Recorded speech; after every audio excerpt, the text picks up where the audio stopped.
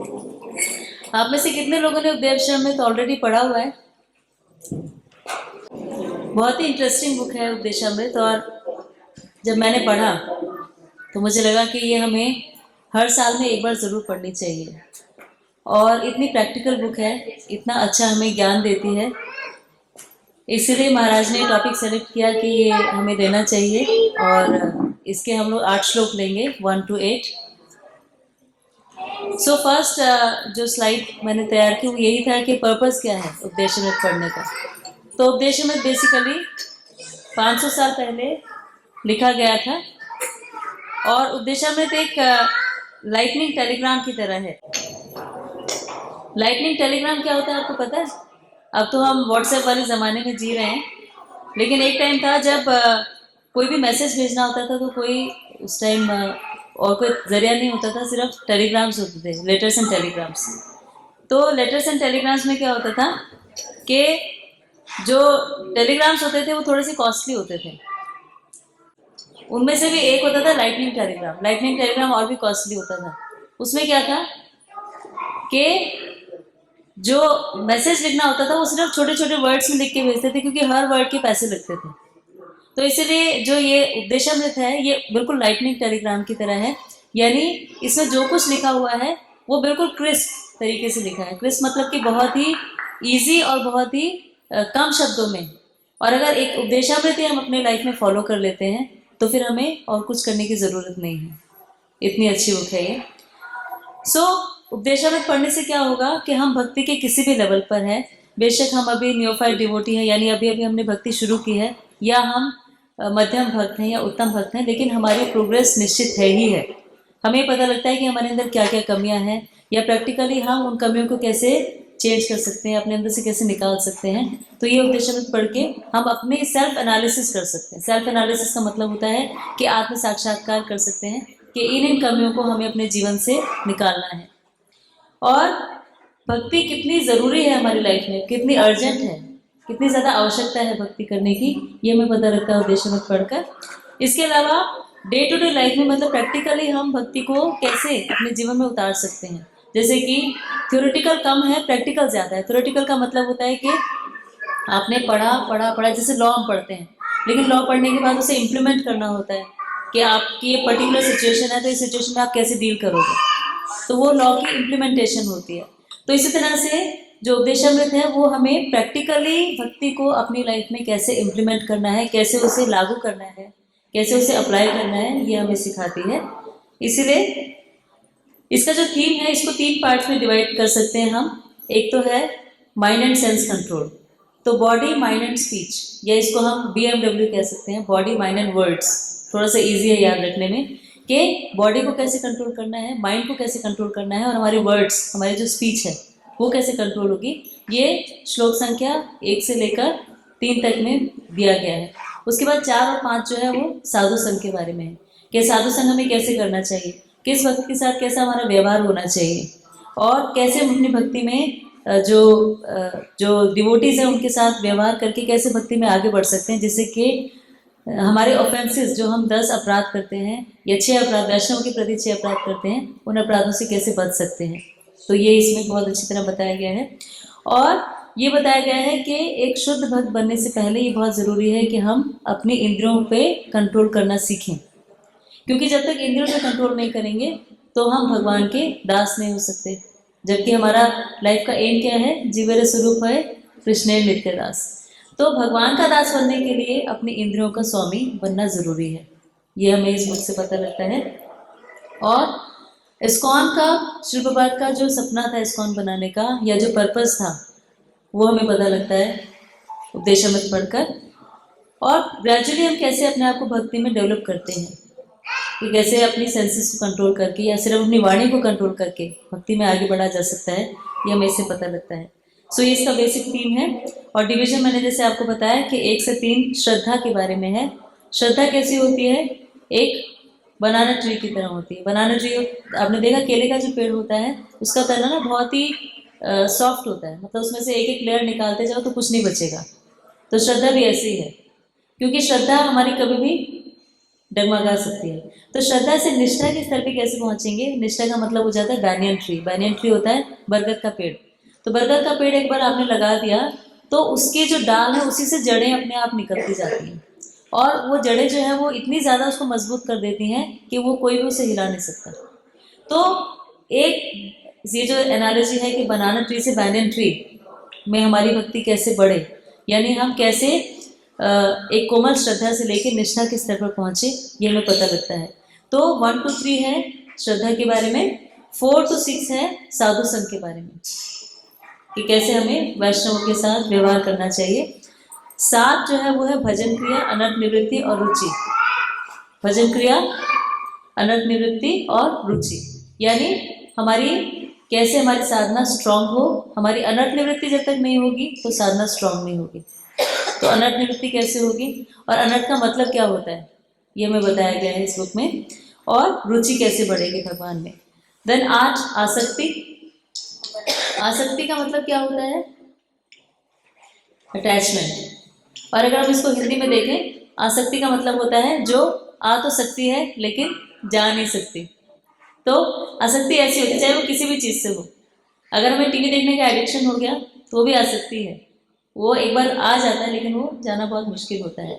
Then 9 और 10 है भाव और प्रेम, लेकिन हम इसमें आज जो कवर करेंगे या इस सेशन में जो कवर करेंगे वो 1 से लेकर 8 तक ही कवर करेंगे। अब जो पहला वर्ड्स है ये है वाचो वेगम मनसा क्रोध वेगम जिह्वा वेगम उदरो उपस्थ वेगम एतान वेगान निवेश्य धीरे सर्वम अभिमाम प्रत्युम सा शिष्यात्। इसको थोड़ा जल्दी जल्दी हमें करना पड़ेगा, नहीं तो 8 श्लोक में बहुत ज़्यादा टाइम लग जाएगा। तो कोशिश ये करेंगे कि, और हमारे पास टाइम थोड़ा सा शेड्यूल की वजह से मिसमैच हो रहा है, इसीलिए कोशिश करेंगे इसको जल्दी हम ख़त्म करें। तो मैं बहुत डिटेल में नहीं लूँगी अभी। तो जो पहला श्लोक है ये जैसे कि हमने शुरू किया कि उपदेश में हमारी साधना को बढ़ाने के लिए हमें हेल्प करता है कि हम अपनी साधना कैसे अच्छी करें। लेकिन जब पहले श्लोक की बात करते हैं तो पहले श्लोक में आप देखते हो कि एक गुरु की जो योग्यताएं हैं वो दी गई है ना, कि गुरु की क्या योग्यता है, कौन व्यक्ति पूरी पृथ्वी पर अपने शिष्य बना सकता है, जो अपनी वाणी पे कंट्रोल कर सकते हो, जो अपनी 6 वेग जो है उन पे कंट्रोल रख सकते हैं, वो पृथ्वी पे शिष्य बना सकते हैं। अब ये बड़ी स्ट्रेंज बात है कि उपदेशामृत है तो डिसाइपल्स यानी शिष्य के लिए उपदेश है, लेकिन शुरुआत होती है गुरु की योग्यता बताकर। तो ऐसा क्यों है, क्यों बताएंगे पहले गुरु की योग्यता?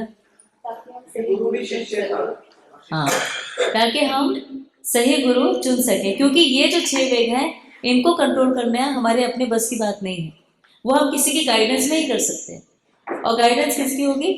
गुरु की। तो सबसे पहले हमें एक गुरु को चुनना होगा, तो वो गुरु के अंडर हम रहकर उनकी गाइडेंस में रह के ये 6 वेग पे कंट्रोल कर सकते हैं। तो 6 वेग कौन से हैं? वेग, हाँ पहले तो वेग की डेफिनेशन देखते हैं। वेग जो है 2 चीजें होती हैं, एक तो होता है वेग, एक होती है इच्छाएं। इच्छाएं होती है ना। अब इच्छा जैसे कि हमारी इच्छा है या मेरी इच्छा है कि मुझे मायापुर जाना है, मैं मायापुर कभी नहीं गई, तो ये मेरी इच्छा है और इसके लिए कोई ज़रूरी नहीं कि कब पूरी होगी, हो सकता है इसी साल हो जाए पूरी, हो सकता है अगले साल हो सकता है और 2 साल लग जाए, कितना भी टाइम लग सकता है ना। लेकिन अगर वेग है किसी भी चीज़ का तो वेग को इंग्लिश में कहते हैं अर्ज।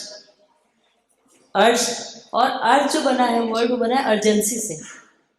तो वेग का मतलब है कि कोई भी डिज़ायर इतनी अर्जेंट हो जाती है कि आपको उसको इमीडिएटली पूरा करना ही करना, आप उसको रोक नहीं सकते। तो ये जो 6 वेग हैं ये भी ऐसे ही हैं जिनको हम रोक नहीं सकते। तो अर्ज और डिज़ायर में क्या डिफरेंस हुआ कि डिज़ायर आप कभी भी पूरी कर सकते हो, उसके लिए कोई जल्दी नहीं है, लेकिन अर्ज मतलब अर्जेंसी। अर्जेंसी मतलब उसको इमीडिएटली आपको पूरा करना ही पड़ेगा। और उनमें बोलने की भी अर्ज होती है ना, जैसे कि हमें कोई कुछ कह रहा है तो हमारी बहुत तीव्र इच्छा हो जाती है कि हम उसको जवाब दे दें, और हम दे देते हैं, है ना। हमारा मन का वेग होता है उसको कंट्रोल नहीं कर सकते, क्रोध का वेग होता है उसको कंट्रोल नहीं कर सकते, जो जिह्वा का वेग होता है भूख लगती है तो उसको कंट्रोल नहीं कर सकते। तो ऐसे इतने सारे वेग, उधर उपस्थ के वेग को कंट्रोल नहीं कर सकते। तो ये सारे के सारे वेग इसलिए हैं क्योंकि इनको स्पीडीली हमें इनको फुलफिल करना पड़ता है इन डिज़ायर्स को, इसलिए इनको वेग कहा जाता है। अब जो ये 6 वेग डिजायर तो सब कंट्रोल कर लेते हैं। वैसे तो मटेरियल लाइफ में तो डिजायर कंट्रोल करना बहुत मुश्किल है। स्पिरिचुअल लाइफ में आके हम थोड़ा बहुत अपने ऊपर कंट्रोल करना शुरू कर देते हैं, हमें पता लग जाता है कि कंट्रोल करना चाहिए, बट मटेरियल लाइफ में तो पॉसिबल ही नहीं है। आप किसी को भी देखो जो भौतिक जीवन में है, जो भक्ति में नहीं है, उनके लिए वेग को या अपनी इच्छाओं को दबाना बहुत मुश्किल है। लेकिन हम बहुत लकी हैं कि हम इतनी अच्छी एसोसिएशन में हैं कि हम ये वेग कंट्रोल करना सीखना शुरू कर देते हैं, एटलीस्ट डिजायर्स कंट्रोल करना सीखना शुरू कर देते हैं। तो क्वालिफिकेशन, हाँ, जो ये पहला हमारा क्वेश्चन था, ये थोड़ा सा लेट हो गई कि गुरु की क्वालिफिकेशन से क्यों शुरू किया। कि पहली बात तो ये कि हमें एक गुरु की आवश्यकता होती है अगर हमें अपनी इच्छाओं को और अपने वेग को कंट्रोल करना है तो, पहला।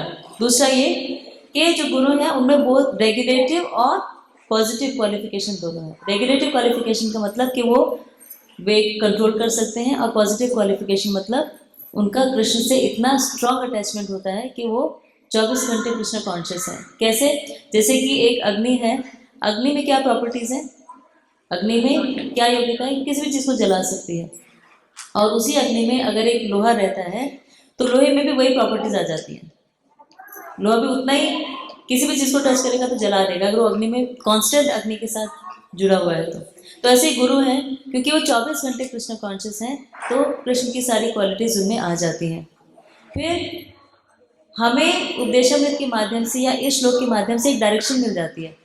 डायरेक्शन क्या मिलती है कि जैसे एक गुरु की क्वालिफिकेशंस हैं, उन्होंने अपने वेग को कंट्रोल करना सीख लिया है, ऐसे ही हमारे जीवन की गाइडेंस क्या है, हमें अपनी मंजिल दिखाई दे रही है कि हमें भी धीरे धीरे धीरे धीरे अपने आप को इतना स्ट्रॉन्ग करना है, अपनी साधना को इतना स्ट्रॉन्ग करना है कि हम भी अपने वेग को कंट्रोल करना सीख जाएं। तो हमें लाइफ में एक मोटो मिल गया, एक डायरेक्शन मिल गई, एक लक्ष्य मिल गया। उसके बाद इससे क्या होगा, जब ये डायरेक्शन मिल जाएगी तो आप उस पर काम करना शुरू करोगे।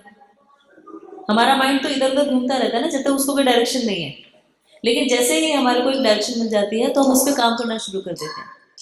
तो काम करना क्या शुरू किया कि हमारी अल्टीमेट डेस्टिनेशन क्या है, अगर हम कृष्णा कॉन्शियस हो गए हैं, कि हमें अपने वेग पर कंट्रोल करना है, अपने माइंड पर कंट्रोल करना है, अपनी स्पीच पर कंट्रोल करना है, अपनी बॉडी पर कंट्रोल करना है, BMW।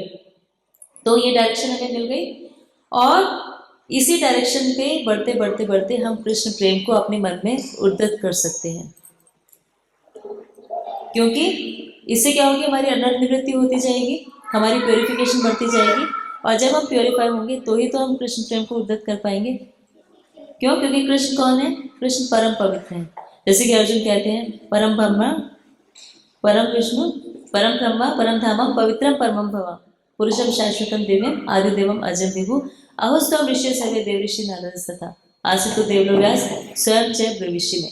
तो जब भगवान इतने पवित्र हैं तो वो एक अपवित्र मन में तो आकर नहीं बैठेंगे। तो हमें अपने आप को इतना प्योरीफाई करना पड़ेगा कि भगवान हमारे प्रति अट्रैक्ट हो, हमारी तरफ देखें। तो ये sense mind and body control से हमारी फिजिकल जो है वो तो रेगुलेटिव तरीके से हमारी क्वालिफिकेशन बढ़ती जाती है, हमारी प्योरिफिकेशन बढ़ती जाती है। इसीलिए ये श्लोक बहुत इंपॉर्टेंट है। अब सेंस कंट्रोल करने की जब हम बात करते हैं तो महाराज परीक्षित ने सुखदेव गोस्वामी से ये क्वेश्चन पूछा था कि सेंसेस को कंट्रोल करना जरूरी है, लेकिन उनका क्या जो सेंसेस को कंट्रोल नहीं कर सकते। ये क्वेश्चन कोई हमसे पूछ भी सकता है कि आप क्यों प्याज लहसुन नहीं खाते, या क्यों आप चाय नहीं पीते, या क्यों आप कहते हो कि सुबह उठना चाहिए या माला करनी चाहिए, एक रेगुलेटेड लाइफ जीनी चाहिए। कोई भी क्वेश्चन पूछ सकता है ना। तो अब ये हमारे मन में भी आता है कि हम क्यों सेंसेस को कंट्रोल करें, और अगर सेंसेस को नहीं कंट्रोल करते हैं तो क्या होगा। सोचने की बात है ना। ऐसे भी तो जी रहे हैं, जो मटेरियल लाइफ में लोग हैं वो भी तो जी रहे हैं, अच्छी तरह से जी रहे हैं। उनको आप बोलो कि आपकी लाइफ में कोई कमी है तो कहते हैं नहीं, कोई कमी नहीं है, हम बिल्कुल ठीक से हैं, अच्छा कमाते हैं, खाते हैं, अच्छी तरह रहते हैं, कोई अपने जीवन में कोई कमी नहीं देखता। ऑब्जेक्टिवली हमें पता लगता है कि उनके जीवन में क्या कमी है, बट उनके लिए कोई कमी नहीं है। तो महाराज परीक्षित जब ये क्वेश्चन पूछते हैं सुखदेव गोस्वामी से कि उनका क्या है जो अपनी सेंसेस को कंट्रोल नहीं कर सकते, तो क्या नुकसान है उनका। तो उनका नुकसान क्या है कि वो अपनी सेंसेस को जब कंट्रोल नहीं कर पाएंगे तो वो काम नहीं करेंगे जो सही है। सेंसेस को कंट्रोल करने से हमें पता होता है कि ये काम सही है, और जब हमारी कंट्रोल नहीं होती सेंसेस तो हम कुछ भी करते हैं। अगर हम खाने की बात करें तो अगर हमारा कंट्रोल नहीं है खाने पे तो ओबेसिटी हो जाएगी या प्रॉब्लम्स बढ़ जाएंगी। अपनी टंग के थ्रू हम कितनी प्रॉब्लम्स को इनवाइट करते हैं, तो क्या होगा, हम सफ़र करेंगे। सफ़र मतलब हमारी लाइफ में प्रॉब्लम्स आनी शुरू हो जाएंगी।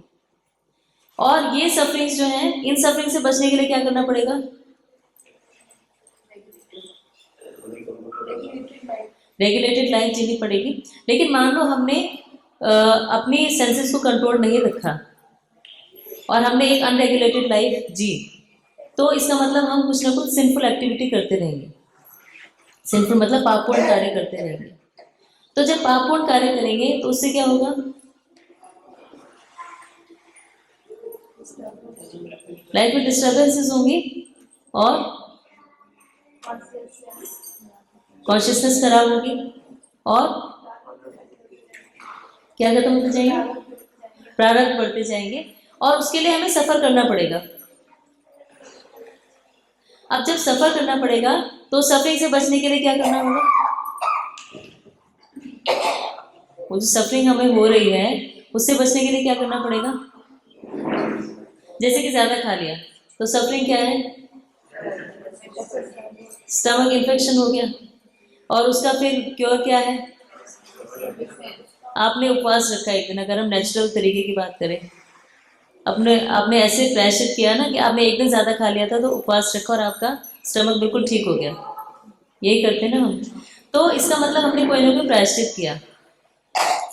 ऐसे ही हम और भी जो सिंपल काम करते हैं उनके लिए कोई ना कोई प्रायश्चित करना पड़ता है उन सफरिंग से बचने के लिए। जैसे पहले कैपिटल पनिशमेंट दी जाती थी। राजा जो थे, अगर किसी ने किसी का मर्डर कर दिया तो राजा उसकी खुद उसको डेथ सेंटेंस दे देते थे।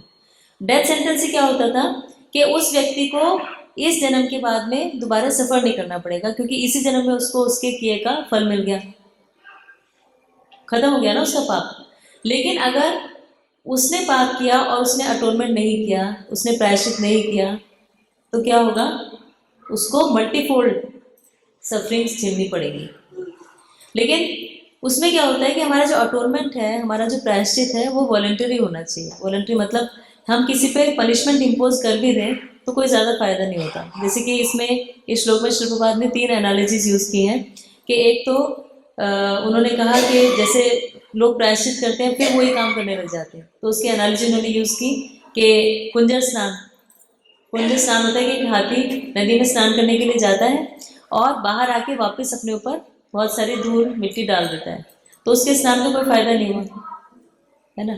या फिर उन्होंने इसके लिए एनालॉजी यूज की कि एक चोर है, वो जानता है कि चोरी करना बुरी बात है, उसने किसी को चोरी करते देखा भी था और उसने खुद चोरी की और वो जेल गया। जेल से आके बाहर उसने फिर से चोरी करनी शुरू कर दी, तो क्या प्रायश्चित माना जाएगा? नहीं माना जाएगा। या हम देखते हैं कि चर्च में जाते हैं लोग और वो कन्फेशन करते हैं।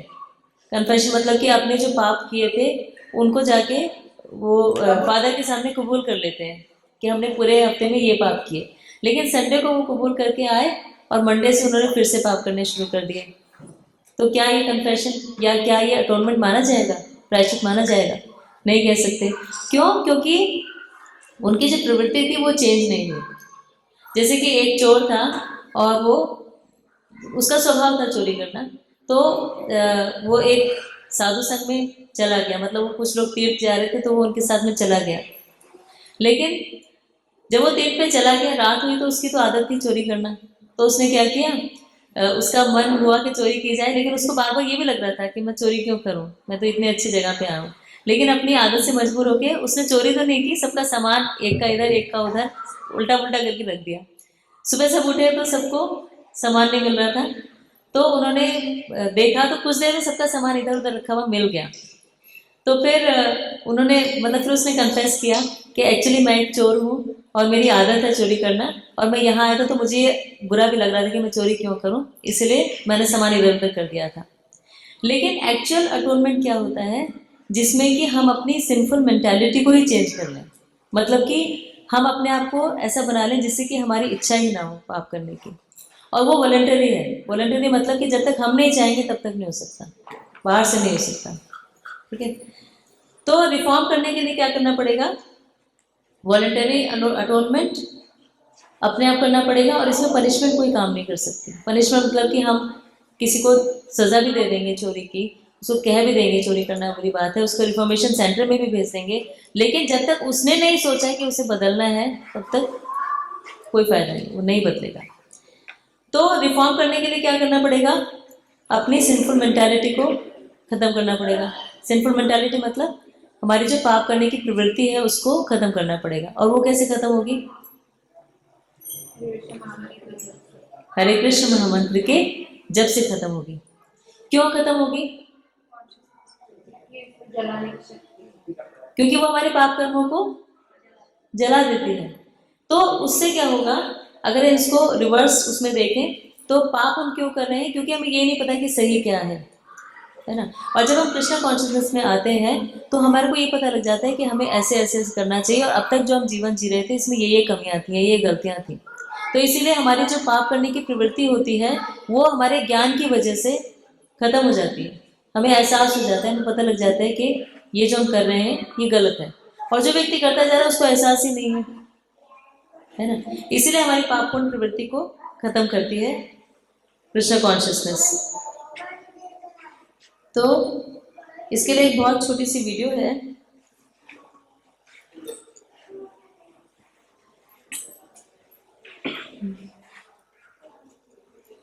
चलो है नहीं शायद वो इसमें। ओके, सो पहला जो वेग है जिसकी हम बात कर रहे थे वो था वाचो वेगम। वाचो वेगम मतलब टू कंट्रोल द स्पीच। हमारे जो बोलने का वेग होता है उसको कंट्रोल करना, उसको बोलते हैं वाचो वेगम। वाचो वेगम का मतलब है कि कई लोग अपने बोलने को कंट्रोल करने के लिए क्या करते हैं? मौन व्रत ले लेते हैं।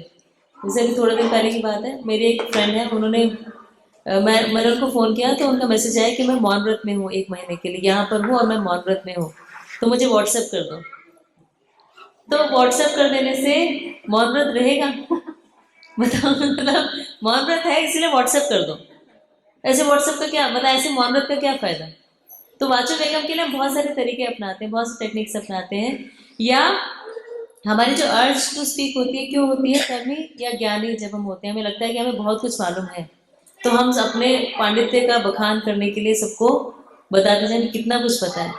इस टाइम हम बिल्कुल कंट्रोल नहीं कर पाते। जब हमें लगता है, जैसे स्कूल में एक बच्चा होता है और वो बच्चा जो है ना उसको कुछ आता है तो वो बस सब ma'am ma'am ma'am ma'am ma'am, उसको देख भी नहीं रही है तो भी उसको इतना ज़्यादा वेग हो रहा है बोलने का कि वो कंट्रोल कर ही नहीं पाएगा अपने ऊपर।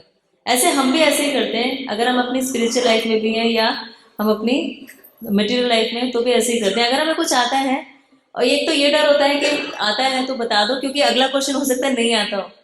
बच्चों को भी ये डर होता है स्कूल में कि ये वाला क्वेश्चन तो आता है, ये तो बता ही दो, हो सकता है अगला नहीं बताओ। फिर इसके लिए शुरुआत में जो सिमिली यूज़ की है वो टोड एंड स्नेक की है, कि हम अगर अपनी वाणी पे कंट्रोल नहीं कर सकते तो हम कुछ भी ऐसे बोलते हैं बिना ये रियलाइज़ किए कि हम कितना टाइम वेस्ट कर रहे हैं ऐसे कुछ भी बोलने में। तो जैसे कि एक मेंढक होता है, वो टर टर टर टर करता रहता है, तो उससे क्या होता है? वो स्नेक को इनवाइट करता रहता है। सांप को उसकी बोलने से पता लगता रहता है कि ये जो स्नेक, ये जो मेंढक है इधर है, और वो उसके हिसाब से आ जाता है, उसे खा जाता है। ऐसे ही हम व्यर्थ की बातें कर करके, प्रेजर्व कर करके और अपना टाइम इतना वेस्ट करते जा रहे हैं और मृत्यु को इनवाइट करते जा रहे हैं। क्योंकि भागवत में क्या कहा गया है? आयुर्हति वैपुंसाम उद्यान अस्तांच, कि हर सूर्य के उदय और अस्त होने के साथ साथ हमारे जीवन का एक एक दिन कम होता जा रहा है। तो ऐसे ही अगर हम कृष्ण कॉन्शियस नहीं है या हम कृष्ण कथा नहीं कर रहे हैं, हम प्रेजर्व करते जा रहे हैं, तो हम भी अपने टाइम को वेस्ट करते जा रहे हैं और हमारा वाचो वेगम कभी भी मतलब वेग ये कंट्रोल नहीं हो सकता। तो इसका क्या सोल्यूशन है? सोल्यूशन है नॉट साइलेंस बट कृष्ण कथा। कि जब हम कृष्ण कथा करते हैं या सिर्फ ये डिसाइड कर लेते हैं कि कृष्ण के बारे में ही बोलना है, तो हम अपने इस वेग पर आराम से कंट्रोल कर सकते हैं। और इससे एक तो हमारी जो अर्ज टू स्पीक थी, इसको हमें दबाना नहीं पड़ा, इस वेग को दबाना नहीं पड़ा, क्योंकि वेग हमें क्या करना पड़ता है? दमन करना पड़ता है उन वेगों का। तो एक तो दबाना नहीं पड़ा, और दूसरा जब हम कृष्ण कथा कर रहे हैं तो हमारे अंदर कन्विक्शन बढ़ती है, फेथ बढ़ता है भगवान के प्रति, और जो व्यक्ति सुन रहा है उसके मन में भी फेथ और बढ़ता जाता है। इसीलिए ये दोनों को फायदा करता है। और भगवान क्या कहते हैं भगवद गीता में कि जो मेरे बारे में दूसरों को बताता है उसको मैं बहुत अधिक प्रेम करता हूँ। तो कृष्ण का प्रेम हमारे हृदय में जल्दी उदित होता है अगर हम वाचो वेगम कैसे कंट्रोल करते हैं, थ्रू कृष्ण कथा, यानी भगवान के बारे में बोलकर करते हैं। तो इसीलिए वैसे तो ये सोर्स ऑफ बॉन्डेज है। सोर्स ऑफ बॉन्डेज का मतलब कि हमें बांधता है वाचो वेगम, हमें आता हमारे जो मेटीरियल वर्ल्ड है या हमारा भौतिक जीवन में बांधता है ये वेग, बोलने का वेग। लेकिन अगर हम इसको स्पिरिचुअलाइज कर देते हैं यानी कृष्ण से जोड़ देते हैं तो यही हमारे लिबरेशन का कारण बन जाता है, यानी इसी के थ्रू हम भगवान के प्रेम को आराम से प्राप्त कर सकते हैं। सो सेल्फ मास्टरी हमें करनी पड़ेगी। इसके लिए सेल्फ मास्टरी का मतलब होता है अपने ऊपर कंट्रोल करना। कंट्रोल करने के दो तरीके हैं। एक है ट्रेडिशनल तपस्या। ट्रेडिशनल तपस्या का मतलब कि माइंड एंड सेंस कंट्रोल करना, जो हम वाचो वेगम, मनसा, क्रोध वेगम के थ्रू करते हैं। और दूसरा ट्रुथफुल रहना, रिनाउंस करना, योगासन करना, इनके थ्रू अपनी बॉडी को कंट्रोल करते हैं। एक्चुअली योगासन में भी जो भगवद गीता के 6ठे अध्याय में बताया गया है 8 स्टेप्स जो हैं उनमें से पहले जो यम नियम आसन प्राणायाम जो है वो अपनी बॉडी को कंट्रोल करने के लिए है। जब हमारा बॉडी पे कंट्रोल हो जाता है तो हम अपने मन को कंट्रोल करते हैं और समाधि में स्थित हो पाते हैं।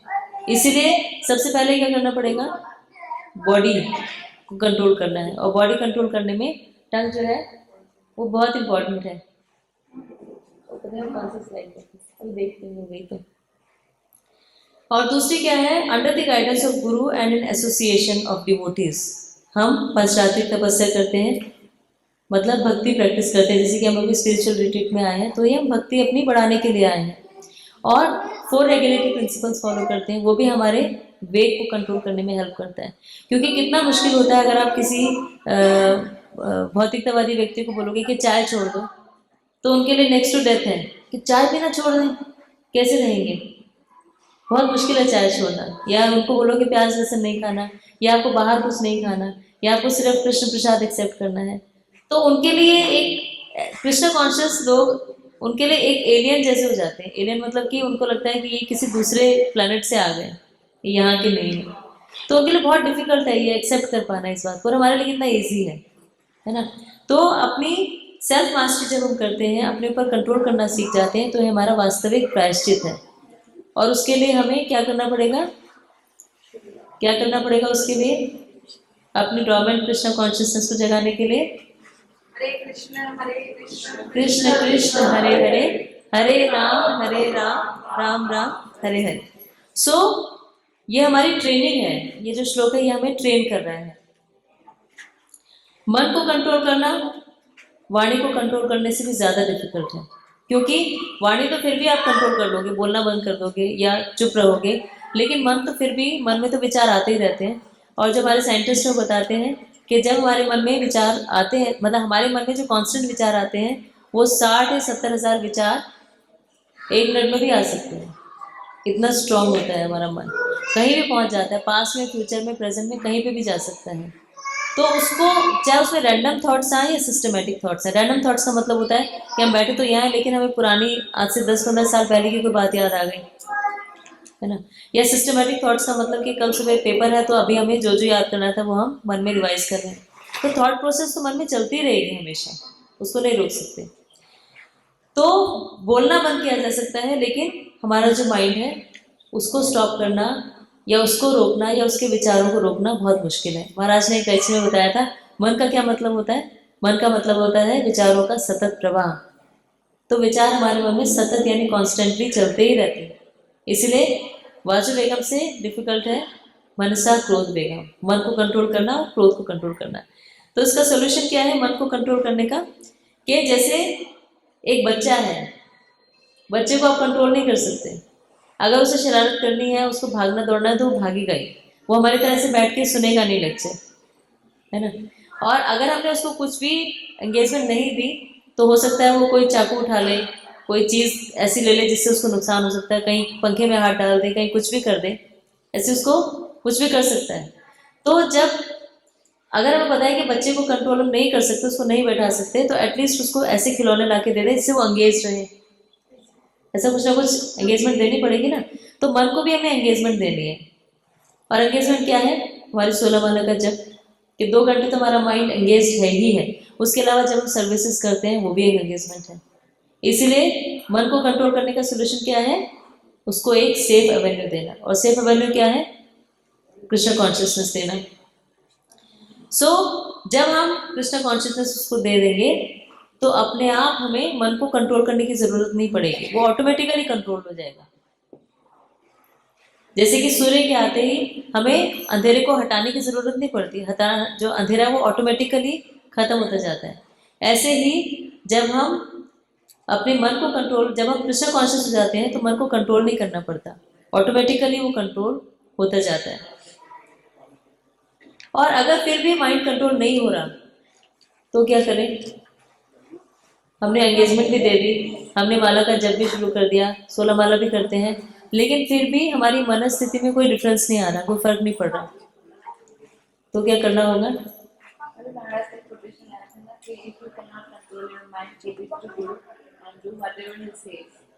Give it to your guru. Give it to your guru. Yes. हाँ, तो अगर हमारा माइंड कंट्रोल नहीं हो रहा तो अपने मन को हमें गुरु को दे देना चाहिए और गुरु उसको कंट्रोल कर सकते हैं।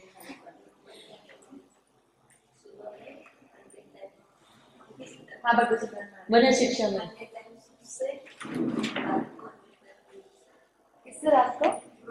झाड़ू से अपने मन को 100 बार मारना चाहिए कि हे मन तू वापस कृष्ण कॉन्शियस हो।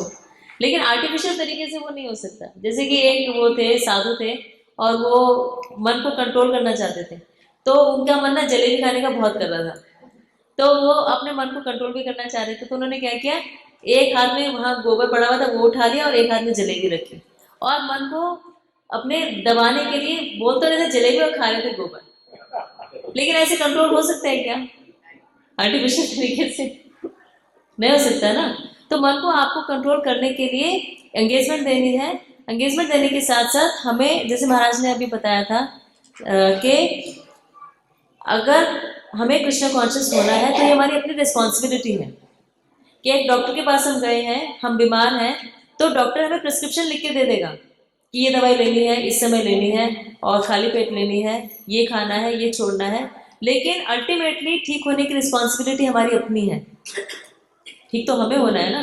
डॉक्टर ने तो प्रिस्क्रिप्शन दे दिया, ऐसे ही गुरु ने हमें इंस्ट्रक्शन दे दिए, लेकिन उसको फॉलो करने की रिस्पॉन्सिबिलिटी हमारी अपनी है। तो अगर हमारा माइंड कंट्रोल नहीं हो रहा तो हमें अपने आप को ये एनालाइज करना पड़ेगा, अपने आप को ये देखना पड़ेगा कि कौन सी ऐसी एंगेजमेंट है जिसमें मैं अपने आप को ज़्यादा से ज़्यादा एब्जॉर्व कर पाता हूँ कृष्ण कॉन्शियसनेस में। हो सकता है हमें कीर्तन बहुत अच्छा लगता है, हो सकता है हमें गोपी गीत गाना बहुत अच्छा लगता है, हो सकता है हमें लेक्चर करना अच्छा लगता है, टीचिंग पसंद है, हो सकता है हमें भगवान की ड्रेसेस बनाना बहुत पसंद है, हो सकता है हमें मृदंग बजाना बहुत अच्छा लगता है, कोई भी तरीका हो सकता है। हमें अपने उन तरीकों में से अपने लिए ढूंढना पड़ेगा कि हमारे लिए कौन सा तरीका सबसे ज़्यादा वर्क कर रहा है, कौन से तरीके में सबसे ज़्यादा इंटरेस्ट आ रहा है, जिससे कि हम कृष्ण कॉन्शियस रह सकते हैं। ये हमारी अपनी रिस्पॉन्सिबिलिटी है। तो ट्रांसफॉर्मेशन लाना तभी हो सकता है जब हम कृष्ण कॉन्शियस हैं, हम कॉन्स्टेंटली भगवान से प्रार्थना कर रहे हैं और गुरु के एसोसिएशन में और गुरु के गाइडेंस में ये उनसे पूछते हैं कि किस तरीके से हम सबसे ज़्यादा कृष्ण कॉन्शियस हो सकते हैं। तो ये ट्रांसफॉर्मेशन तभी आएगी। सीरियस होना पड़ेगा और अपने लिए ये तरीका ढूंढना पड़ेगा। इसका मतलब क्या है? क्रोध, अर्ज ऑफ एंगर, तो गुस्सा तो आएगा ही। और गुस्सा आने में क्या होता है, जब हम माला करना शुरू करते हैं या हम ही कर रहे होते हैं, घर में और कोई नहीं कर रहा होता, तो जब माला कर रहे होते तो गुस्सा तो ऑब्वियसली तब भी आ ही रहा होता है किसी ना किसी बात पे। मतलब अपनी डेली लाइफ में जो भी मिलेगा वो ये बोलेगा, क्या फायदा तेरा माला करने का, इतना गुस्सा करती रहती है, क्या फायदा तेरा माला करने का।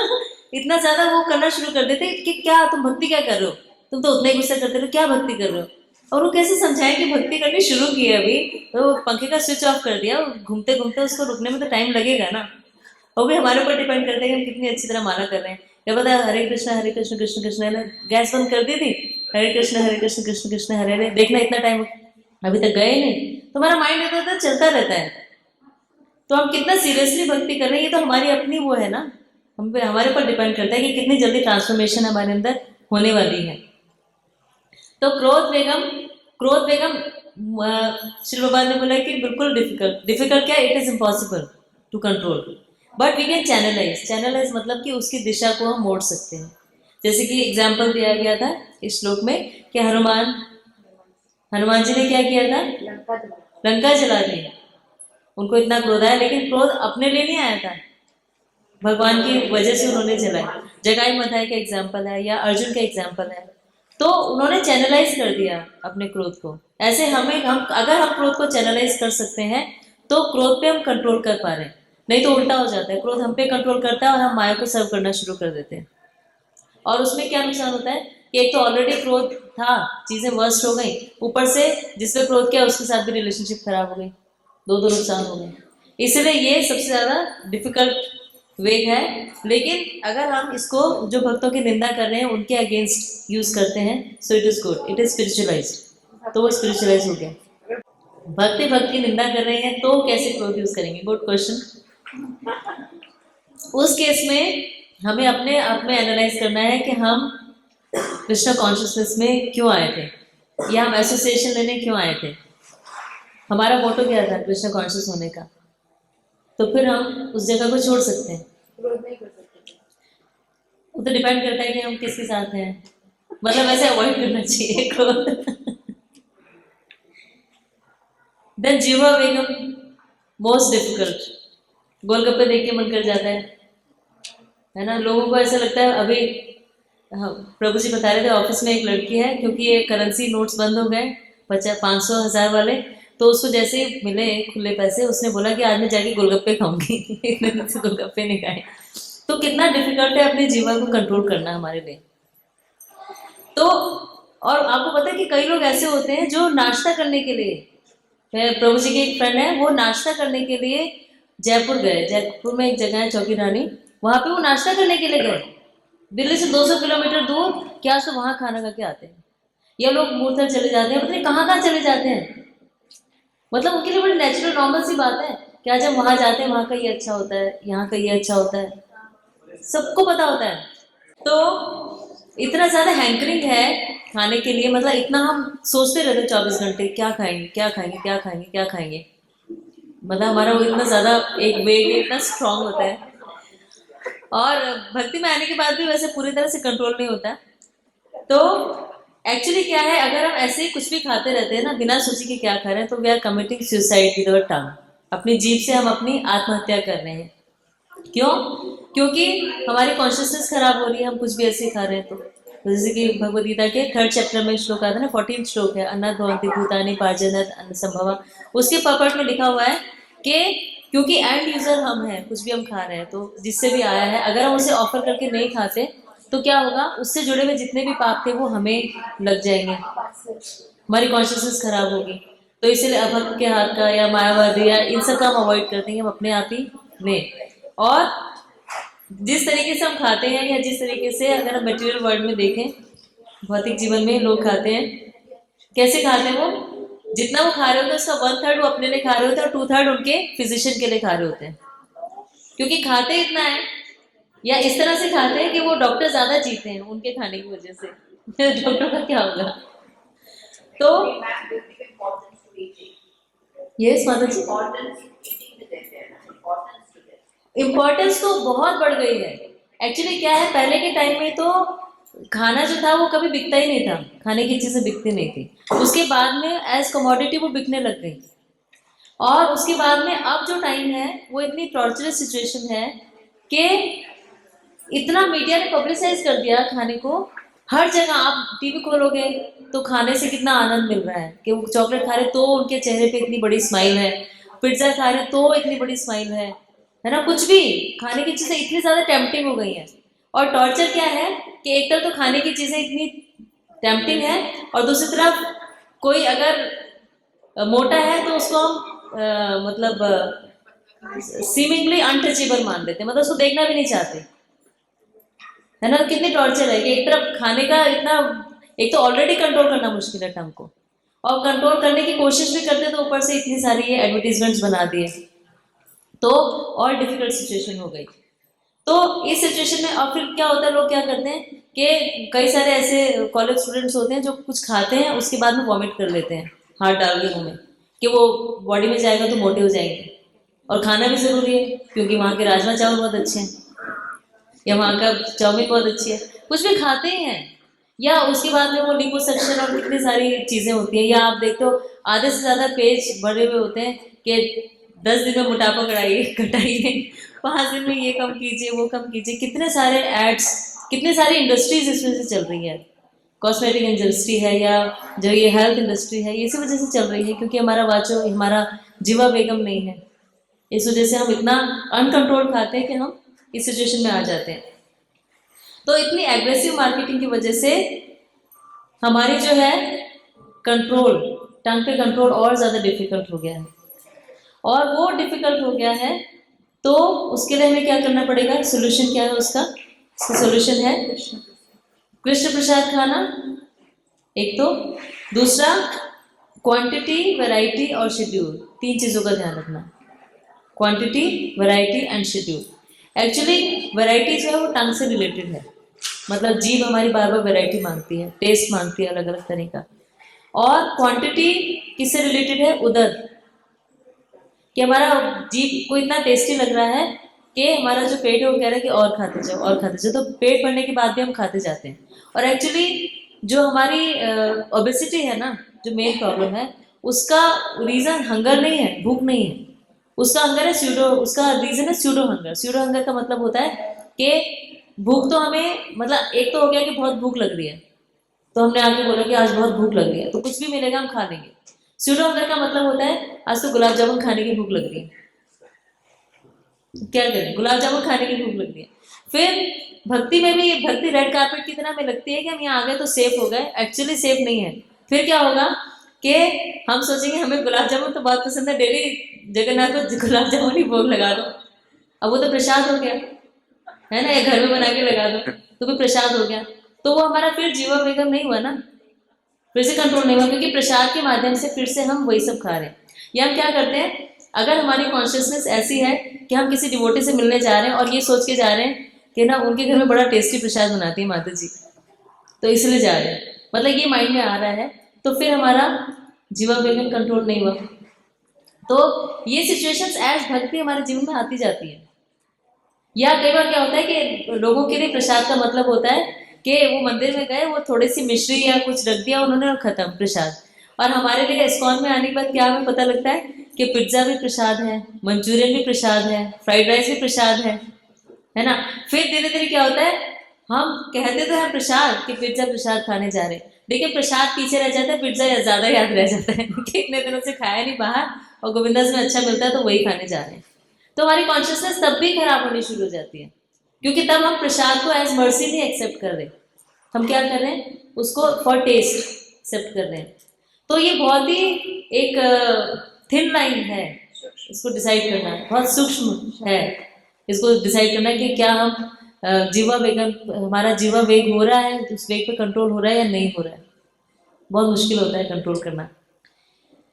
तो इसके लिए क्या है, शेड्यूल बहुत इंपॉर्टेंट है। शेड्यूल मतलब कि हमें फिक्स करना पड़ेगा कि सुबह 8 बजे ब्रेकफास्ट करना है, दिन में 1 बजे लंच करना है और शाम को 7 बजे इवनिंग प्रसाद लेना है, तो हम कंट्रोल कर सकते हैं। अदरवाइज हमारी हमेशा मंचिंग चलती रहती है कि कुछ हमने कहीं भी कुछ देखा और हमने मुंह में डाल लिया, कि वो बेशक ऑफर्ड है तो भी हम खाते जाते हैं, तो भी हमारा कंट्रोल नहीं हो पाता। Then fasting, fasting is also another thing जो हम करते हैं। एक तो ओबेसिटी कंट्रोल करने के लिए करते हैं, लोग सोचते हैं कि फास्टिंग करेंगे तो थोड़े से मेंटेन रहेंगे, ठीक ठाक रहेंगे। तो एक्चुअली फास्टिंग का पर्पस क्या है कि to sacrifice the good for the best, कि अपने आप को हम तब करवा रहे हैं किसने, कि कृष्ण प्रेम को अपने अंदर उद्धत करने के लिए फास्टिंग कर रहे हैं। लेकिन फास्टिंग में हमारा कॉन्सेंट्रेशन क्या होता है कि ये नहीं खाया वो नहीं खाया, या हमारी ईगो सेटिस्फेक्शन हो जाती है। ईगो सेटिस्फेक्शन का मतलब कि हमने किसी को देखा कि वो फास्ट नहीं कर रहा और हम फास्ट कर रहे हैं, तो हमें लगेगा कि हम देखो हम तो कितने अच्छे हैं एकादशी फास्टिंग करके, उन्हें देखो कुछ भी नहीं पता, ऐसे ही पता नहीं क्या पूरा दिन भक्ति करते रहते हैं, कुछ पता नहीं है इनको। मतलब हमारे अंदर ईगो आनी शुरू हो जाती है, तो फिर कृष्ण प्रेम हमें मिलेगा नहीं मिलेगा। तो ये भी एक बहुत थिन लाइन डिफरेंस है, अपने आप को समझाना कि हम जो कर रहे हैं एक्चुअली क्या उससे हम कृष्ण कॉन्शियस होते जा रहे हैं, या हम उससे उसी जगह पर है जहाँ से हम शुरू हुए थे।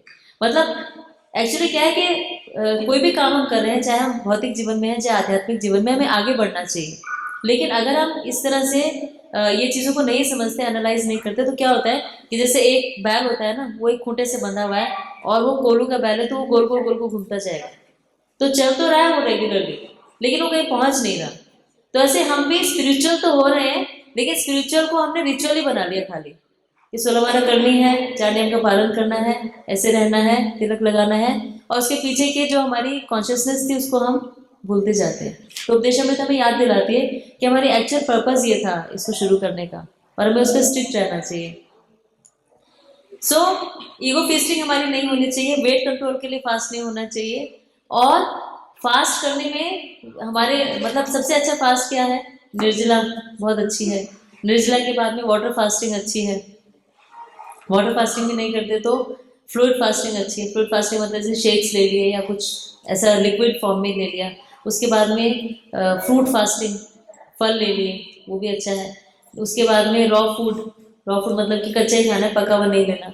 उसके बाद में एक टाइम कुछ प्रसाद लेना है, पका हुआ लेना है तो।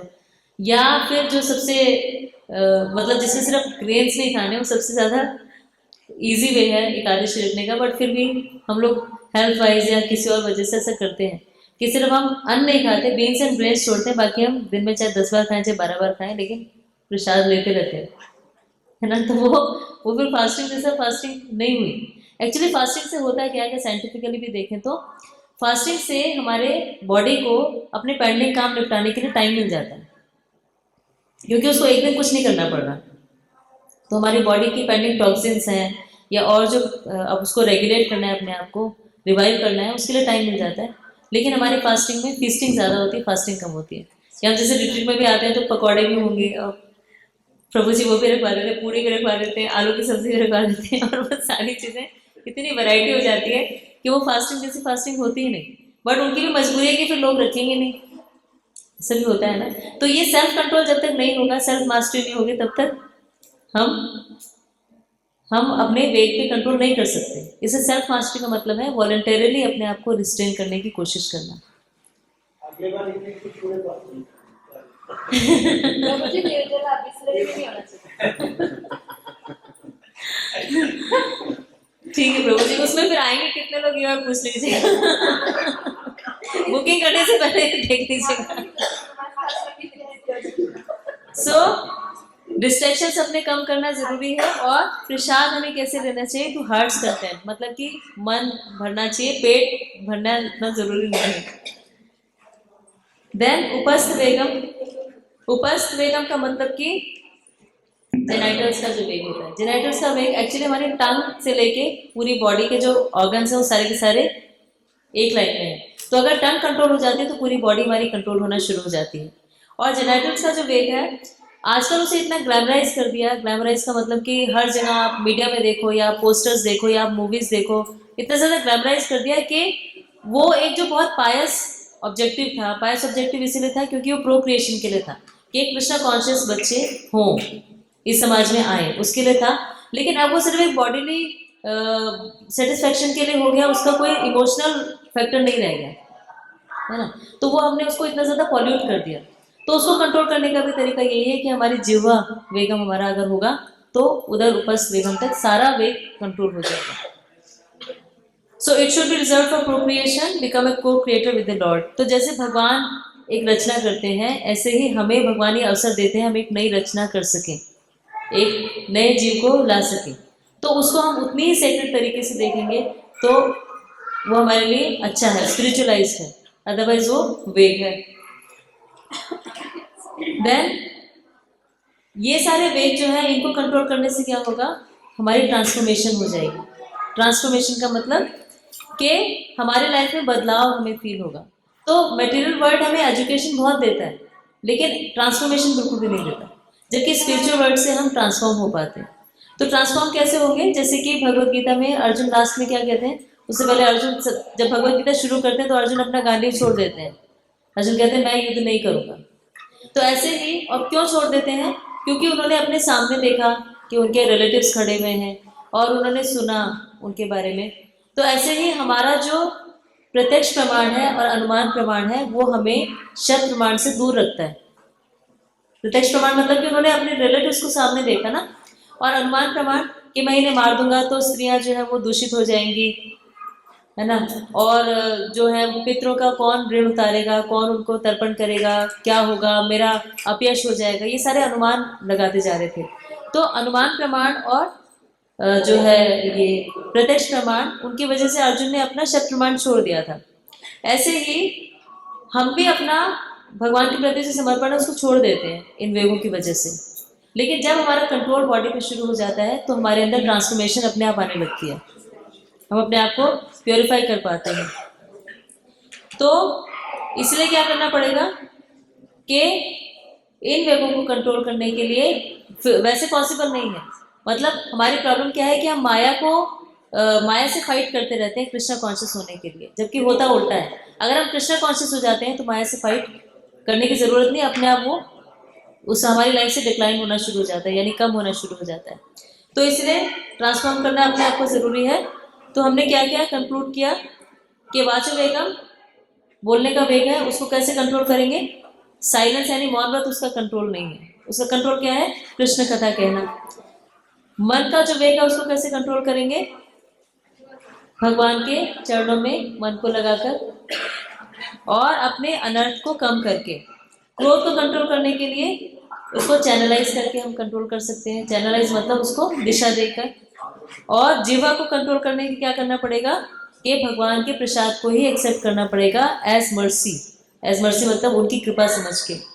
और उधर उपस्थ वेगम को कंट्रोल करने के लिए know unnecessary sex, only Krishna conscious kids, उस प्रोक्रिएशन के लिए हमें यूज करना पड़ेगा। सो इससे क्या होगा, हम गोस्वामी बन सकते हैं, गोदास से गोस्वामी बनने की क्वालिफिकेशन हमारे अंदर आ जाएगी। और जब हम मास्टर ऑफ सेंसेस होंगे तो ही सर्वोत्तम कृष्ण हो सकते हैं। यानी भगवान को सर्व करने के लिए हमें क्या करना पड़ेगा? हमें अपने इंद्रियों पे कंट्रोल करना पड़ेगा, तभी हम, अदरवाइज हम अपने इंद्रियों से कंट्रोल रहते हैं तो हम नहीं भगवान को सर्व कर सकते। टेक्स्ट टू भी इससे बहुत ज्यादा जुड़ा हुआ है। अत्याहारिक प्रयासस्य प्रजन को नियमना जल संदर्श लॉलेंचे शक्ति भक्ति विरशति, कि ऐसी 6 चीजें हैं जिनकी वजह से हमारी भक्ति का विनाश होता है।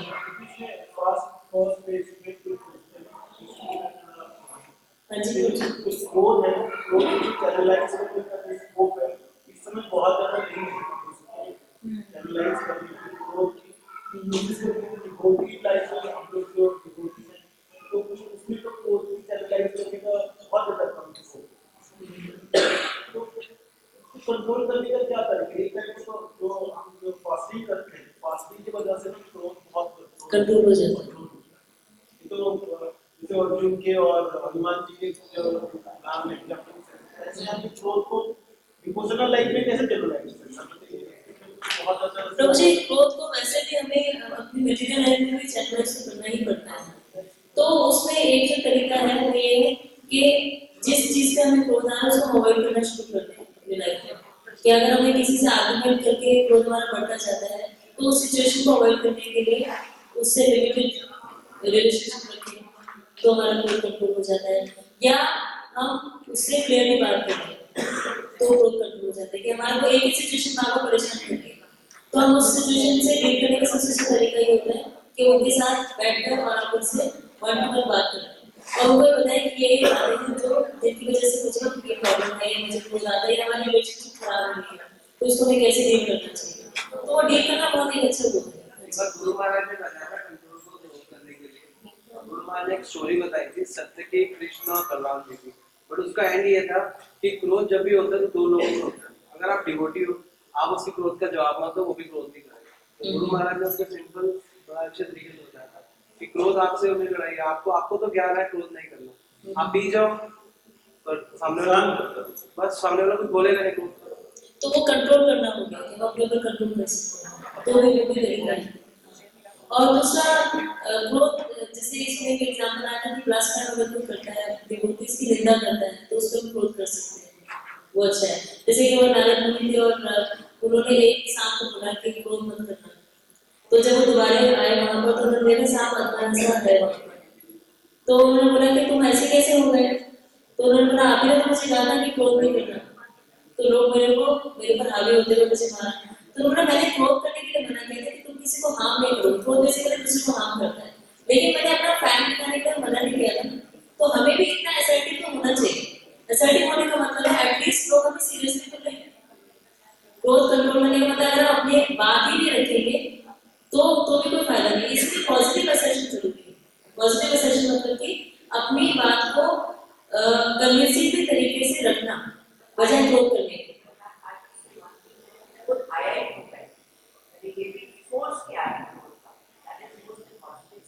हाँ, we should work on that also. हाँ,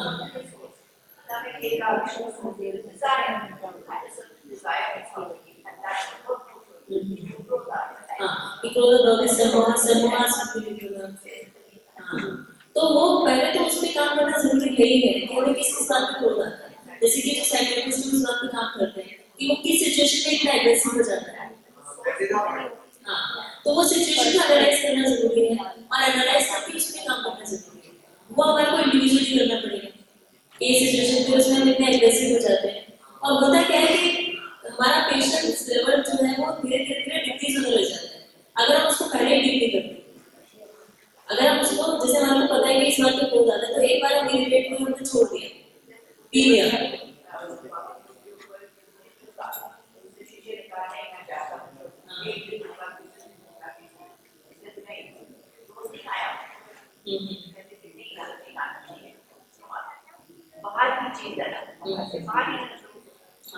तो आपने वो लिया ही नहीं। लेकिन ये वेग है ना, वेग का मतलब कि हम भी फिर रिएक्ट कर ही जाते हैं। Actually it should not be a reaction, it should be a response.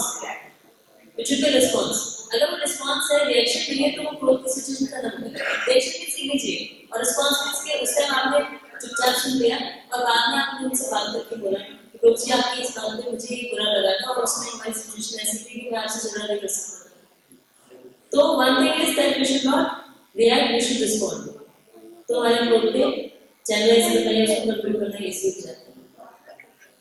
सो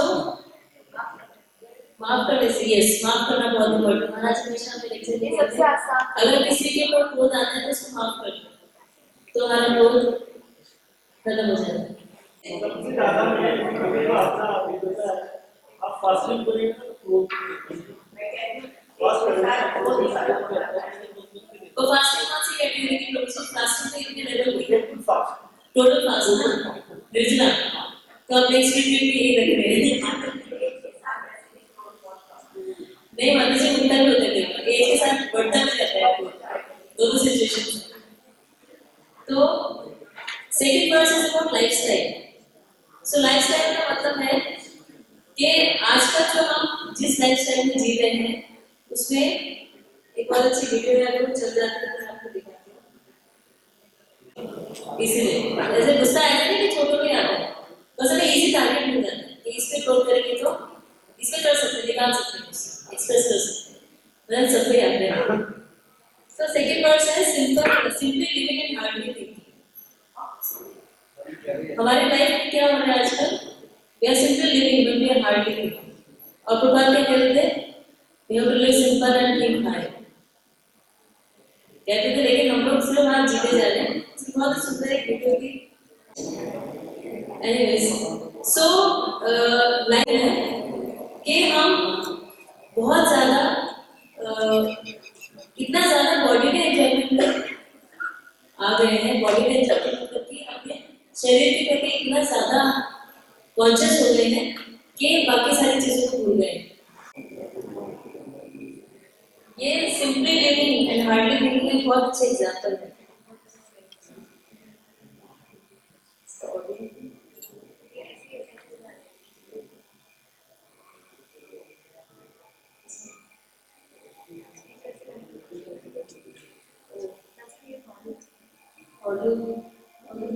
ऐसे देखिए ये हमारा ये simply living hardly living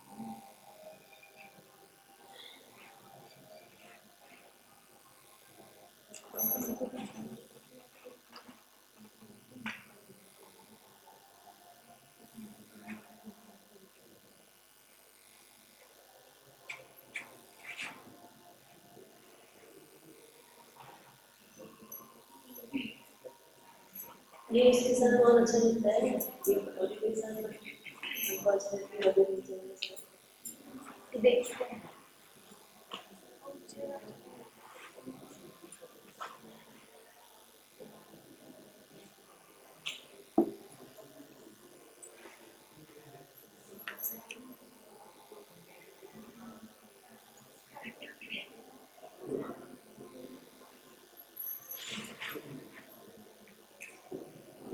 modern life में ये सब कुछ करते जा रहे हैं, देखिए।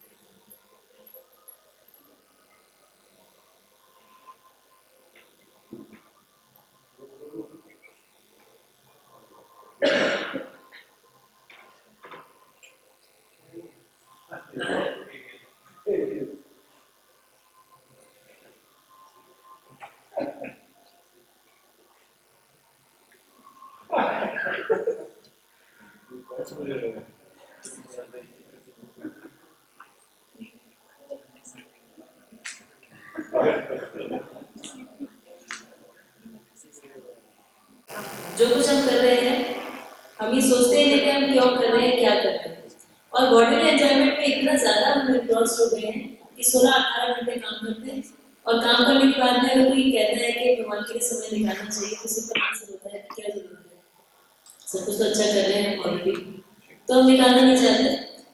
और इससे क्या होता है, जो हमारी बैलेंसिंग है, बैलेंसिंग मतलब कि हमें क्या करना चाहिए अपनी लाइफ में, स्पिरिचुअल लाइफ और मटेरियल लाइफ, उनको बैलेंस करके चलना चाहिए। लेकिन सारा का सारा बॉडी के लिए टाइम लगा देंगे तो फिर स्पिरिचुअल लाइफ में टाइम बचेगा कहाँ, नहीं बचता। तो ये हमारी लाइफ स्टाइल है। और हमारा टाइम कहाँ जाता है, मॉल्स में जाता है ना, फ्राइडे तक काम बहुत करते हैं। अब मतलब आजकल की जो यंग जनरेशन की 25-30 हज़ार सैलरी होती है जब स्टार्ट करते हैं, क्योंकि पहले के टाइम में बहुत टाइम लगता था इस लेवल पे पहुंचने में। लेकिन उनके खर्चे इतने हो गए हैं कि वो हर सैटरडे संडे जाके मॉल्स में उतना ही टाइम लगा, ये टाइम सेल फोन्स को, कौन सा सेल फोन अच्छा है, उसमें क्या अच्छा है, उसकी रिसर्च में इतना टाइम लगा देते हैं, या और जो चीज़ें उनमें इतना टाइम लगा देते हैं कि उनकी जो भी टाइम उनके पास बचता है वो सारा का सारा टाइम इसी एंजाइटी में निकल जाता है। कौन सा टीवी चैनल देखें, कौन से ब्रांड के कपड़े खरीदें, कौन से मॉल में जाएं, किससे मिलें, कौन सा फ़ोन खरीदें, कौन सा सिम डलवाएं, कौन सा व्हाट्सएप भेजें, हमारा सारा टाइम इन सारी चीज़ों में निकल जाता है। तो ये जो ट्रिवियल चॉइसेस हैं, इससे हमारी लाइफ धीरे धीरे धीरे धीरे और फ्रस्ट्रेट होती जा रही है इनमें समय लगाने से। तो simple living and hardly thinking से क्या हुआ कि हम जो है, हम क्या है, भगवान की तटस्थ शक्ति है। तटस्थ शक्ति मतलब कि मार्जिनल पोटेंसी। तो इंटरनल एनर्जी में भी जा सकते हैं और एक्सटर्नल में भी जा सकते हैं। लेकिन इन सारी वजहों से कि हमारी लाइफस्टाइल ऐसी हो गई है कि हम एक्सटर्नल एनर्जी की तरफ ज़्यादा अट्रैक्ट हो रहे हैं बजाय इंटरनल एनर्जी की तरफ जाने के।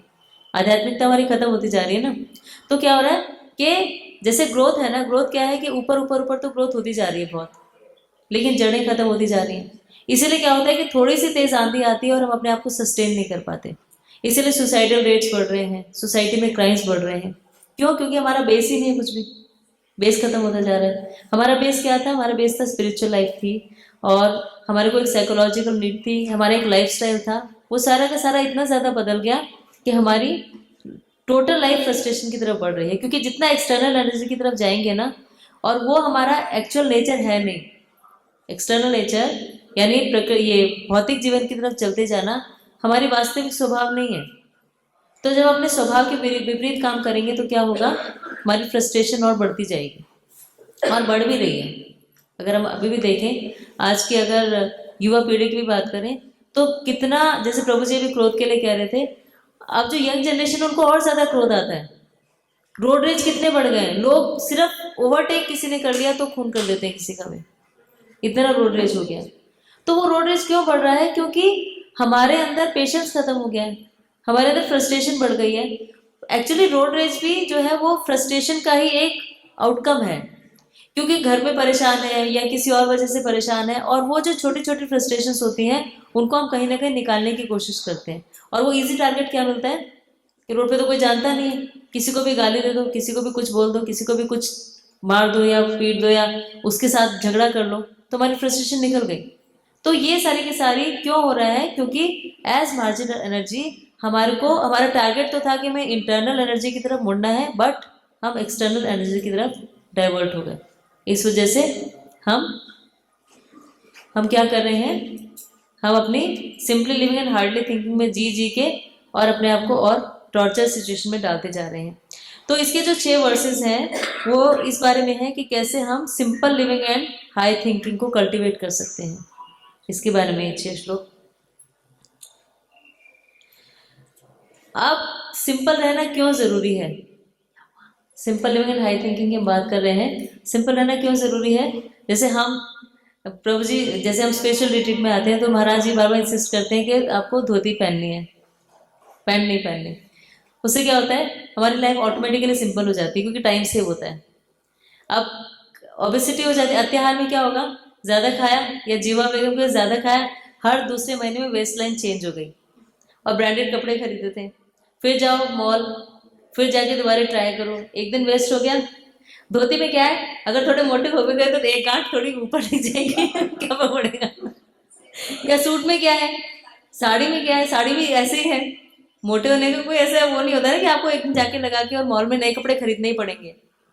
तो सिंपल लिविंग रहने से हमारा टाइम सेव हो गया।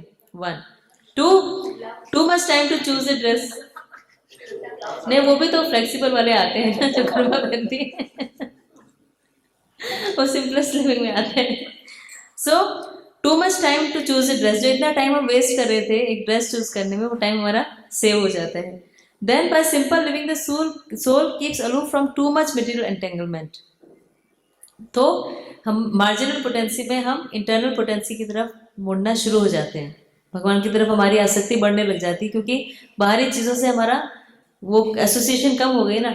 अब एक्चुअली क्या होता है कि हमने जितना एंटेंगलमेंट बढ़ा है, जैसे कि एग्जांपल है कि हमें ब्रांडेड कपड़े पहनने हैं, अब धोती तो कोई ब्रांड की आती नहीं है कि आप नाइके की धोती लाओगे या रिबॉक की लेके आओगे, ऐसा तो कुछ नहीं है ना। टाइम भी बचा, पैसे भी बचे, दोनों से बची, और हमारी माइंड भी पॉल्यूट होने से बच गया, क्योंकि मॉल में जाके हमारी जो नीड एंड वांट है उसमें डिफरेंस करना मुश्किल हो जाता है। नीड तो थी एक लाने की, लेकिन वांट क्या थी, सेल लगी हुई 4 ले लेते हैं, और 4 ले ली तो फिर वो क्या हुआ, थोड़े दिन में फिर वेस्ट लाइन चेंज हो गई। अब ये सोचेंगे ये 3 का क्या करें, पैसे तो लग गए। अब 50% में साइकोलॉजिकली हमने अपनी तरफ से पैसे बचा दिए, बट जो काम हमारा 500 रुपये में होने वाला था उसके 2000 रुपये तो दे आए, हम दे आए ना।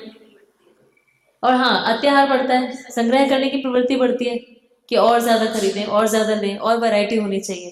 धोती में क्या वाइट ही पहननी है तो कितनी वैरायटी रखेंगे, वैरायटी होगी भी तो क्या पता लगे, सबको पता है वाइट ही है। तो इसलिए ये हमारे को सिंपल लिविंग की तरफ भेजता है।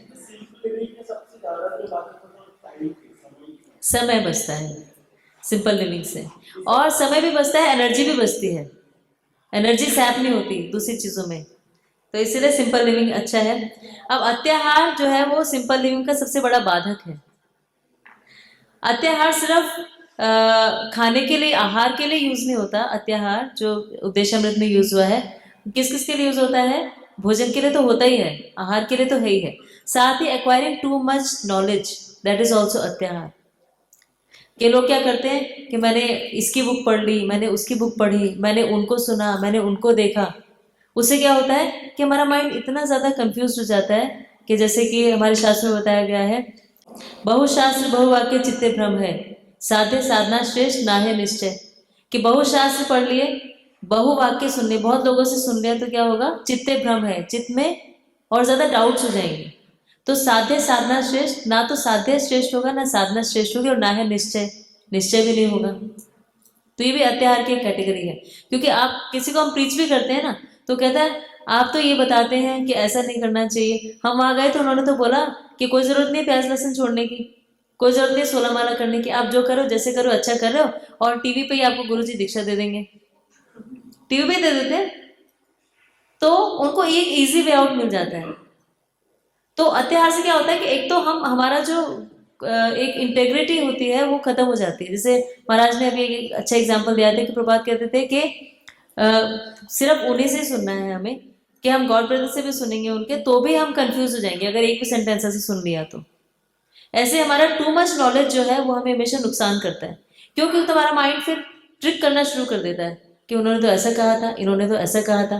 तो ये चूज करने का जो लेवल होता है ना, ये जब तक आपने एक वो चूज नहीं किया तब तक है कि आपने एमबीबीएस डॉक्टर 10 देख लिए, उनमें से आपको पता है कि इस डॉक्टर की दवाई लेनी है। लेकिन ऐसा तो हम नहीं करते ना कि सुबह इस डॉक्टर के लिए, दोपहर में दूसरे के लिए, तीसरे टाइम तीसरे डॉक्टर के लिए, तो थोड़ी ठीक होंगे।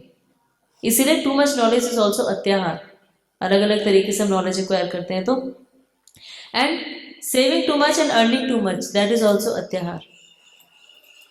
अगर हम बहुत ज़्यादा सेव करते हैं, बहुत ज़्यादा अर्न करते हैं, तो भी वो अत्याहार ही है। या more and more material gains, ज़्यादा से ज़्यादा भौतिक चीज़ें अगर हम एक्वायर करते हैं, संग्रह करते हैं, तो वो भी अत्याहार है। अब अत्याहार बुरा क्यों है?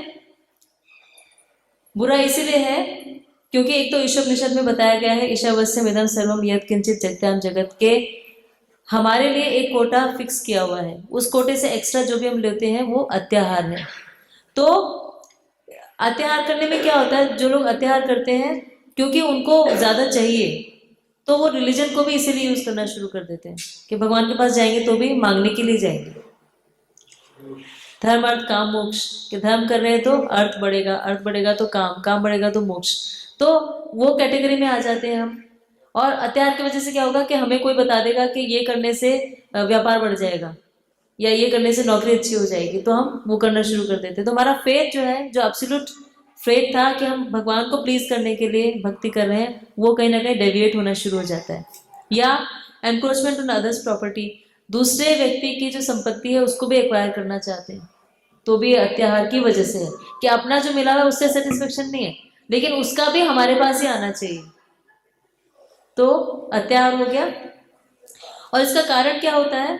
कारण होता है फ्यूचर इनसिक्योरिटी और नेचुरल टेंडेंसी, दोनों है। फ्यूचर इनसिक्योरिटी का मतलब है कि हमें लगता है कि कल को ये सब कुछ खत्म हो जाएगा, पता नहीं मिले ना मिले, आज ही संग्रह करके रख लो। या जैसे कि हम देखते हैं कुछ जानवर ऐसे होते हैं कि वो अपनी बॉडी में स्टोर कर लेते हैं फूड को हाइबरनेट करने से पहले, जैसे पोलर बेयर है या हमिंग बर्ड है। हमिंग बर्ड जो है वो 300 ग्राम उसका वेट होता है और वो अपना वेट बढ़ा लेती है जब उसको माइग्रेट करना होता है। तो एक्चुअली नेचर ने हमें बनाया है कि हम संग्रह करें, ऐसा बनाया है, लेकिन डिसप्रपोर्शनेट नहीं होना चाहिए। डिसप्रपोर्शनेट होगा तो वो नुकसान करेगा। और फ्यूचर इनसिक्योरिटी कब है? जब हमारा कृष्ण पे पूरी तरह से विश्वास नहीं है, तब हमारे को इनसिक्योरिटी होती है, तब हम अत्याहार ज्यादा करते हैं। तो जोड़ना संग्रह करना अच्छा है, लेकिन प्रोपोर्शनेट। प्रोपोर्शनेट क्या होता है? प्रोपोर्शनेट की डेफिनेशन बहुत डिफिकल्ट है, क्योंकि प्रोपोर्शन आप कैसे डिसाइड करोगे? तो प्रोपोर्शन का मतलब है कि आप इतना संग्रह कर रहे हो जो आपको अननेसेसरीली एंजाइटी नहीं दे रहा। अगर अननेसेसरीली एंजाइटी देगा तो आपकी स्पिरिचुअल लाइफ हैम्पर होगी, अफेक्ट होगी।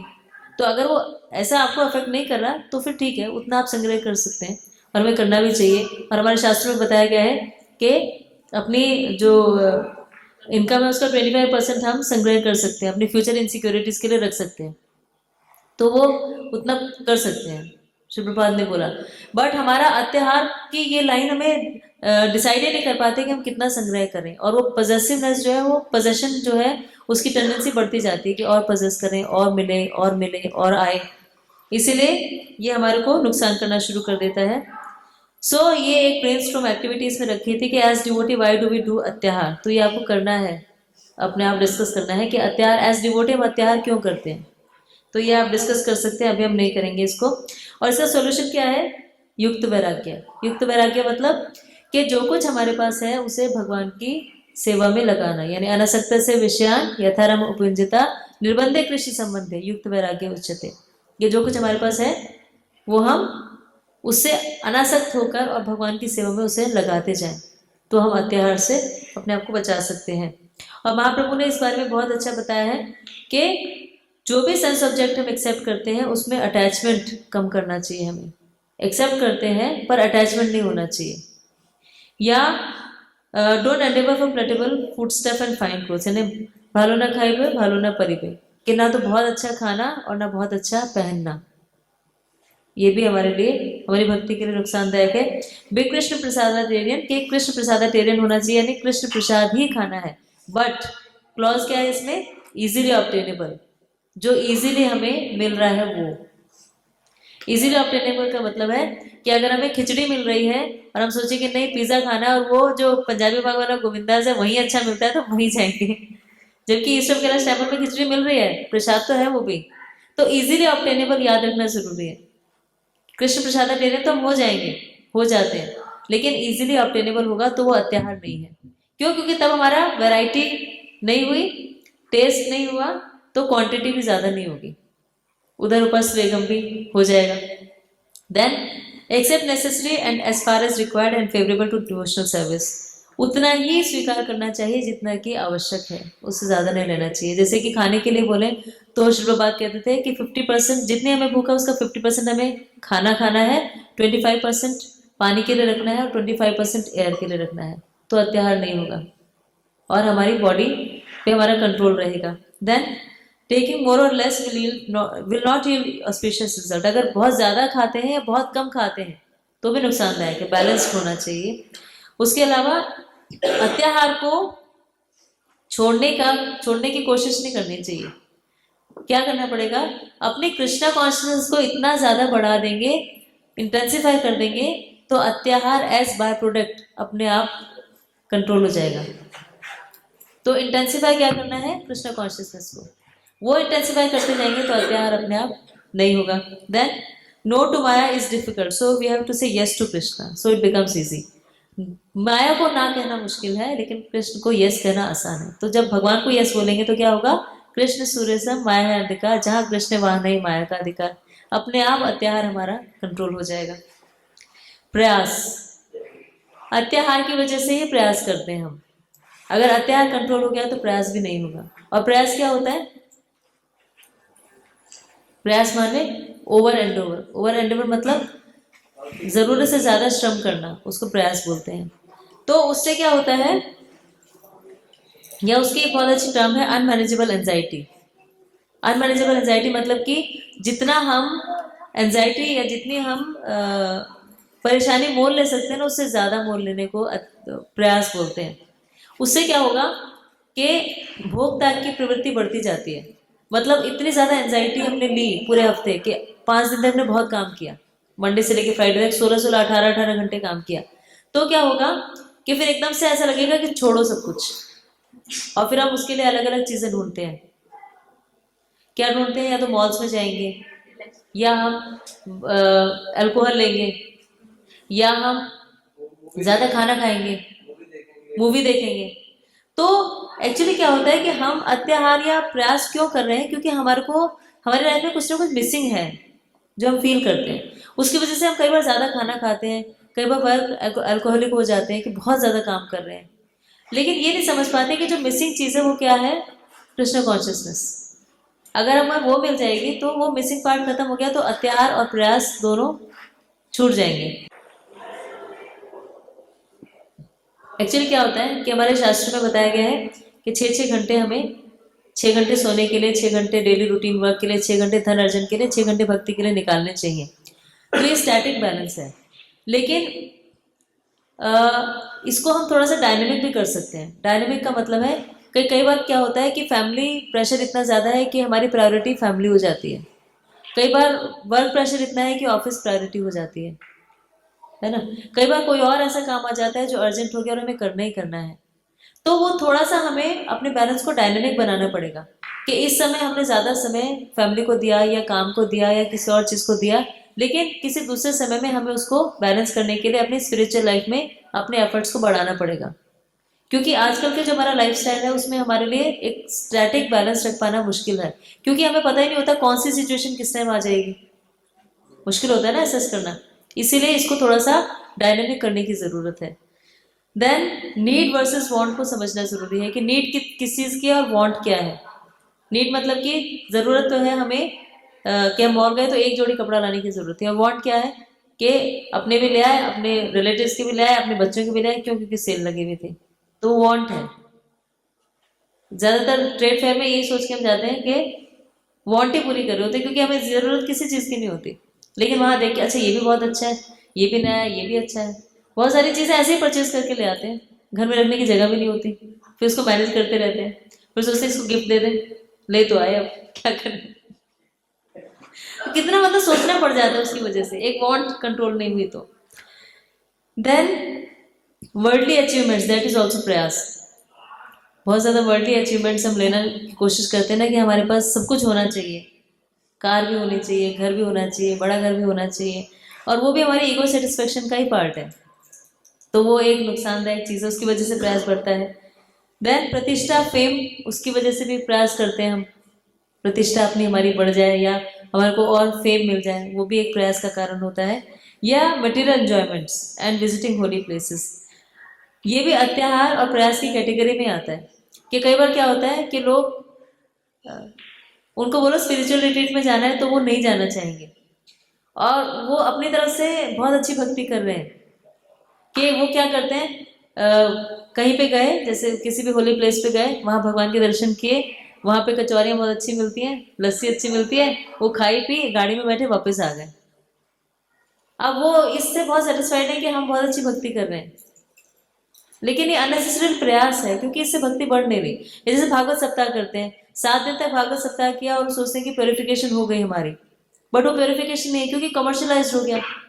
लोग सुनते हैं ना, तो जो सुना रहे हैं उनमें इतनी प्योरिटी है, और ना जो सुन रहे हैं वो ये इंटेंशन से सुन रहे हैं कि भगवान के बारे में जाने, उन्हें ये जल्दी रहती है कि ये सुन लेंगे पूरा भागवत सप्ताह हो जाएगा तो हमारा प्योरिफिकेशन बहुत हो जाएगा। तो भागवतम में, श्रीमद् भागवतम में बताया गया कि ऐसे भागवतम सुनने का कोई फायदा नहीं है, क्योंकि उसे तो हमें अपनी लाइफ में इम्बाइब करना है, एब्जॉर्ब करना है। तो डेली जब तक हम नहीं पढ़ेंगे, मतलब नित्य भागवतम सेवा नहीं करेंगे, तो फिर ऐसे भागवतम से क्या होगा। लेकिन फिर भी ये उनसे अच्छा है जो बिल्कुल ही कुछ नहीं करते, तो भी अच्छा है, बट उसका नेक्स्ट लेवल क्या है कि हमें डेली करते रहना चाहिए। तो हमारा प्रयास स्पिरिचुअल लाइफ में बढ़ेगा तो ही हम ये सारी चीज़ों में अपने प्रयास को कम कर पाएंगे। उल्टा नहीं कर सकते कि ये सारा कम करेंगे तो हमारा स्पिरिचुअल लाइफ में प्रयास बढ़ जाएगा, ऐसा नहीं होता। हाँ, सो फेवरेबल प्रयास क्या है? फेवरेबल प्रयास है कि जहाँ भगवान की लीलाएं हुई थी ऐसी जगह के पे जाना, ये फेवरेबल प्रयास है हमारी भक्ति के लिए।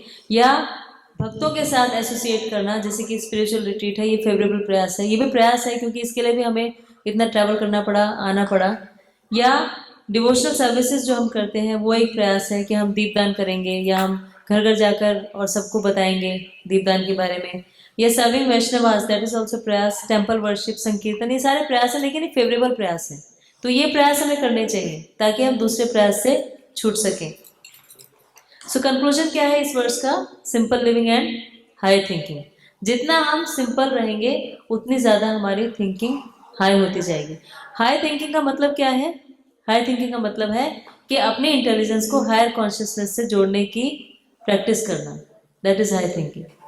तो simple living only adds to it. ऐसा नहीं है कि अत्याहार जो है वो भक्ति से जुड़ा हुआ है, या अत्याहार नहीं करेंगे तो भक्ति हो जाएगी, लेकिन वो एक बेस बना देता है। अत्याहार, प्रयास, प्रजल्प, नियामक ग्रह, ये सारे के सारे जो है ये बेस है।